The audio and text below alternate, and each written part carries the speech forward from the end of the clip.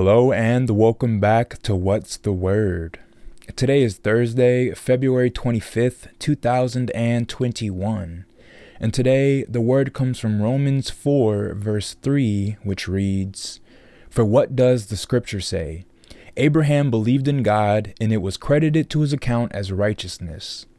And from that, I want to say that believing in God's precepts and believing in his promises defines faith, and faith equates to right standing with God. On to scoreboard watching and college basketball. On Tuesday, Georgetown fell to UConn 70-57.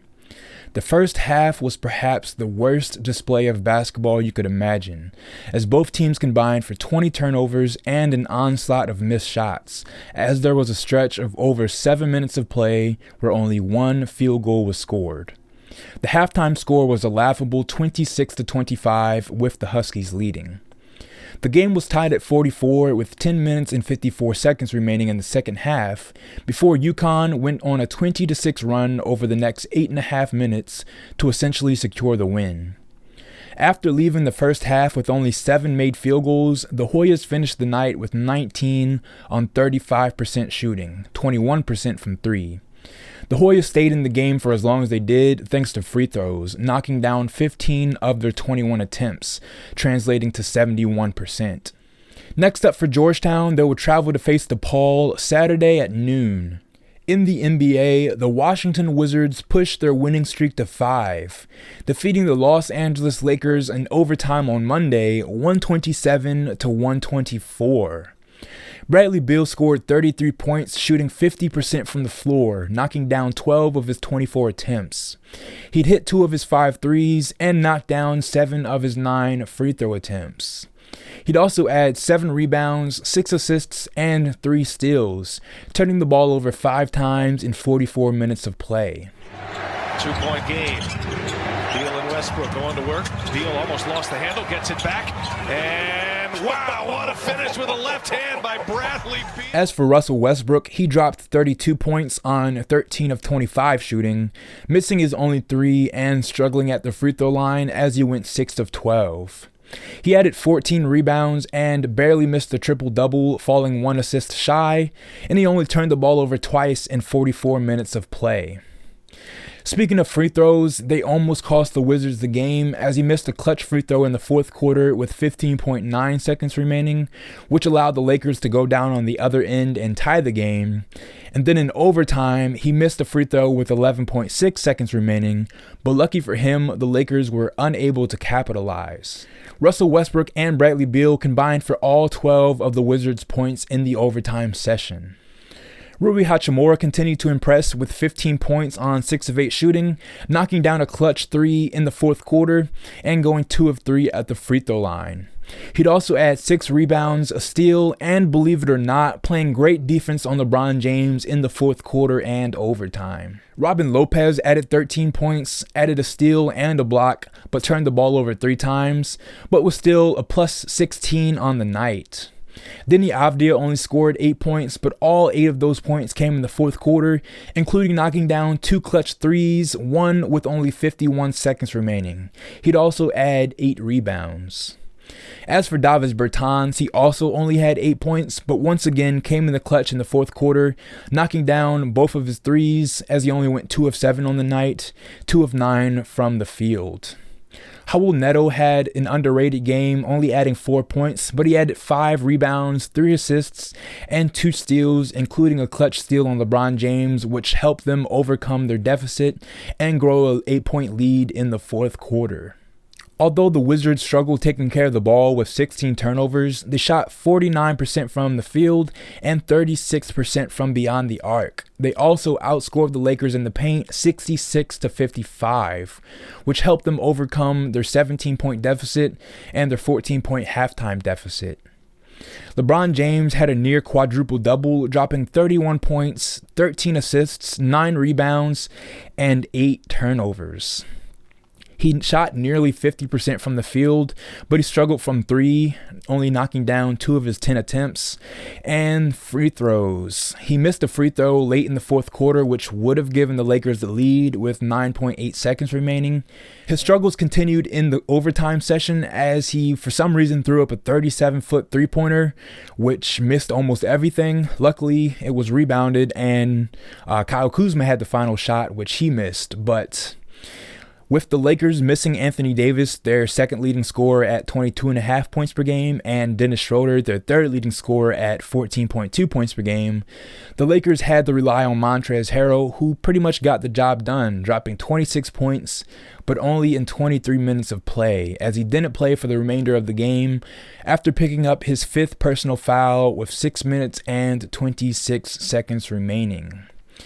To give the Lakers a little bit of slack, they are tired. LeBron, for instance, is playing the 3rd most minutes in the league, and he's by far the oldest player doing that. But the Wizards played great defense. They forced 20 turnovers, and they got the win. On Tuesday, the second end of the Wizards back-to-back also came in Staples Center, as they lost to the Los Angeles Clippers 135-116.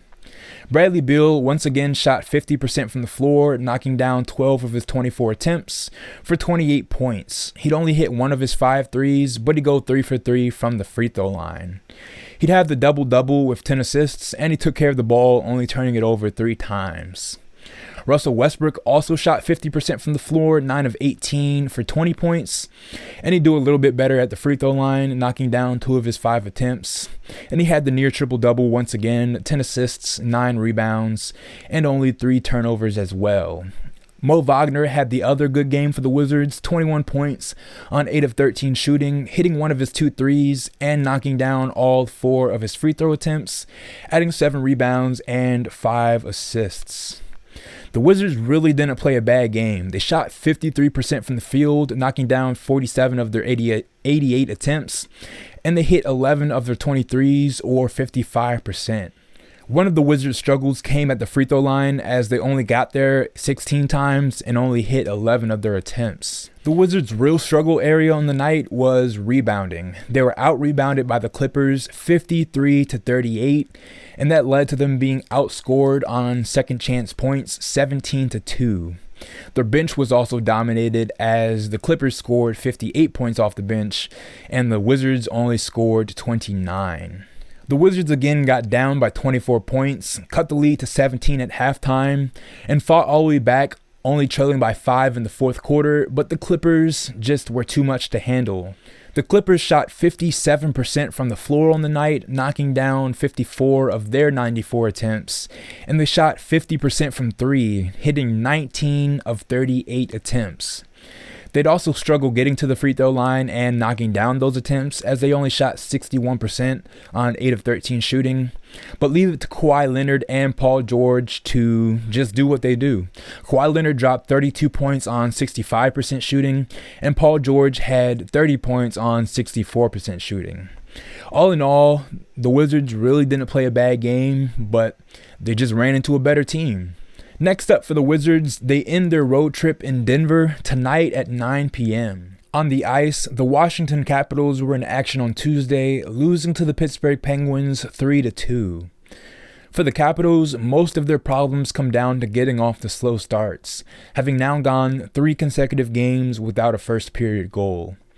The Capitals failed on both of their early power plays without registering a single shot on goal.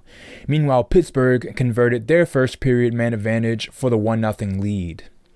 In the second stanza, Washington has been one of the highest scoring teams in the league, and that once again held true as they scored the first 2 goals of the period to take the lead. That lead, however, only lasted 22 seconds as the Penguins answered back to tie the game. A scoreless third meant the game would go into overtime, where one shot sealed the deal for Pittsburgh's Kasperi Kapanen 1 minute and 43 seconds in. Vitek Vanacek faced 37 shots, stopping 34, while Pittsburgh's goalie Tristan Jarry was charged with only having to stop 20 on 22 shots attempted by Washington. Next up for the Capitals, they are back in action today against the Penguins at 7 p.m. During the Capitals pregame skate today, they will be wearing these special edition jerseys, which will be auctioned off, with the proceeds going to help minority hockey players in the DMV. So if you want to help that, the link to that will be in the video description.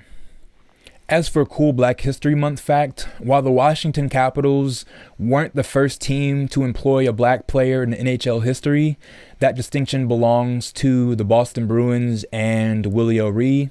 The Capitals were the first team to have a pair of black teammates, as in their inaugural season in 1974, both Mike Marson and Bill O'Reilly shared the ice as the first black teammates in NHL history. In other feel-good news for the Capitals, goaltender Henrik Lundqvist, who's out for the season, was back on the ice conditioning, only 6 weeks removed from open heart surgery.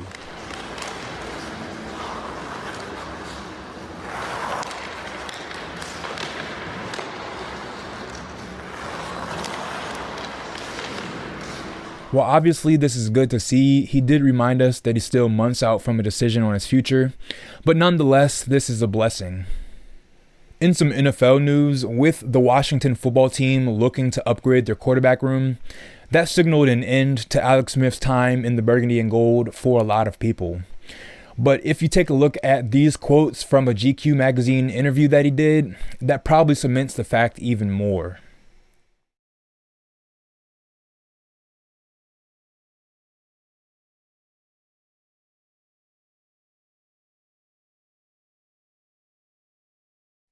To give Alex Smith a little bit of credit, he did say that him and the team were able to work through some of those things and that he's grateful, but to me, this really just isn't a good look.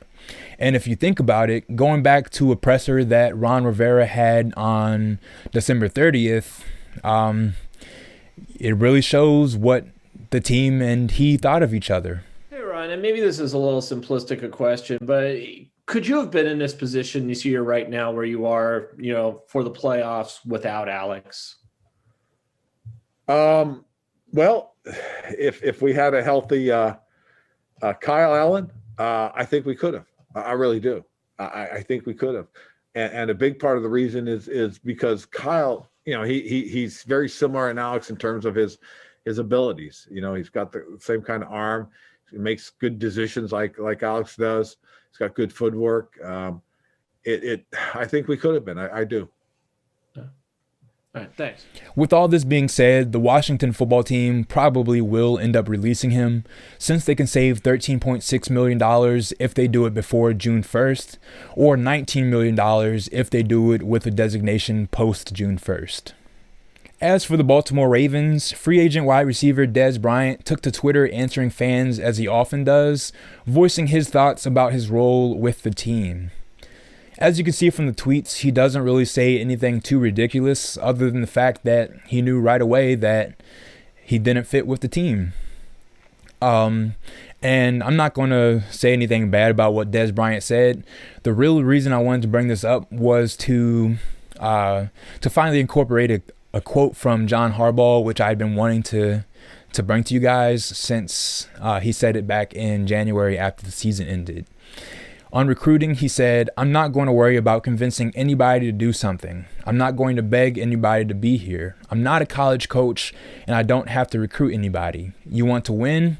Then come here. If you don't, if you're all about stats and numbers and your stat line and how many balls you catch, and that's all you care for, then there's a lot of other teams you can go and play for, and we'd be looking forward to running up against you." Obviously, this isn't in response to Dez Bryant, as this happened months apart, but what it does do is key you into how the Ravens will have to approach free agency this year. This was all actually brought on by another free agent wide receiver of the Ravens, Willie Snead. You can see here, just talking about number one receivers and the fact that it's all about how the team plays them. So, with the Ravens needing to incorporate some more passing game, they're really going to struggle recruiting top-notch receivers to join the team. They have Marquise Hollywood Brown. They have some young receivers. They have tight end Mark Andrews, but if they really want to take that next step in being a dynamic offense, they're somehow, some way going to have to get a top receiver and find a way to incorporate them into the offense more. Last but not least, something I should have given attention to a few months ago. Of course, everybody's human, but I feel a little bit bad about this oversight.